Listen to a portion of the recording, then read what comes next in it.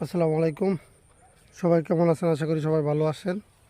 তো চলে আসলাম মামুন ভাইয়ের ঘাস খেতে। পাশে আছে ভুট্টা ক্ষেত।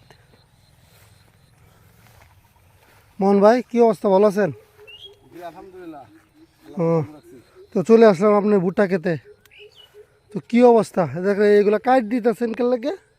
কাজ দিতেছি মূলত। এখন তো ভুট্টা তো আপনার এটা হচ্ছে ভুট্টা।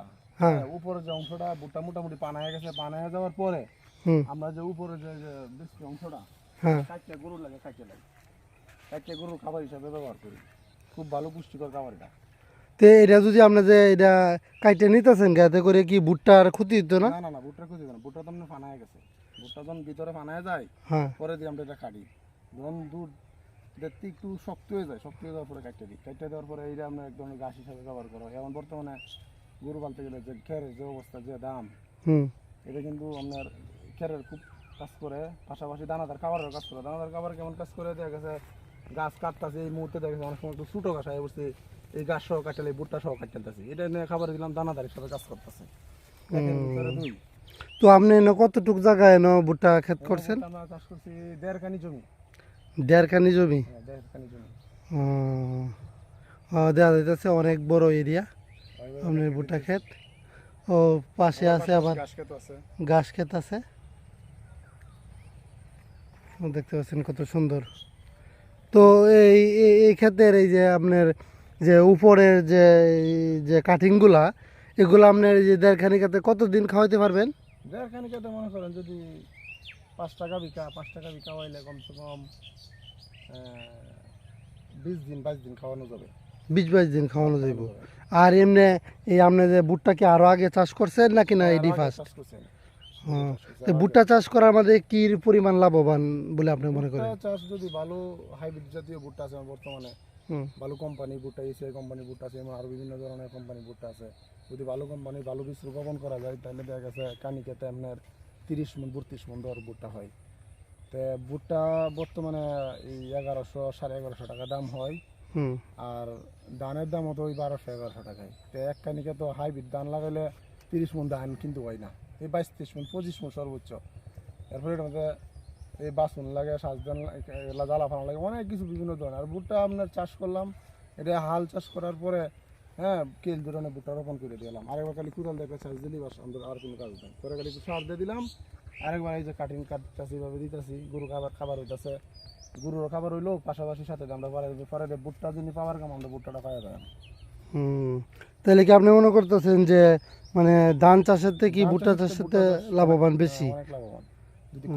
করা যায় করার মতন তাহলে তা অনেক আপনি লাভবান। কি আপনার এই সব জমির মধ্যেই কি ভুট্টা চাষ করছেন নাকি না ধান চাষও না, আছে? যদি না নিচু জমি, ওই জমির মধ্যে ধান চাষ করছি, আবার যে জমি তুষার মধ্যে এই সবগুলোই ভুট্টা চাষ করছি। ও। তারপরে আপনার এই ভুট্টা দেওয়া গেছে, এই কাঠ দেয়া আর কিছুদিন পরে এই ভুট্টাটা আর 15 দিন পরে পানায় দেবো, পুরাতন পানায় গেলে এটা ভাঙি গিয়া হুম। পরে এনে লার্কি হিসাবে কাজ করা যাইব। আবার দেখা গেছে শুয়ে এলাম ওই বুড়ো ধানের আগে শুয়ে আবার নালিয়া বপন করে দিলাম, পাট বপন করে দিলাম আর কি, পাট হয়ে যাবে। ও। কিন্তু ধান করতে গেলে দেখা গেছে ধান কাটিয়া পরে পাট অনেক সব বপন করা যায় না, পাশে উড়ে যায়। কিন্তু এইটা ঠিক আছে, করা যাবে। তো ধন্যবাদ আপনাকে। আপনি আমাদেরকে অনেক মূল্যবান কথা বলছেন, সময় দিয়েছেন। তো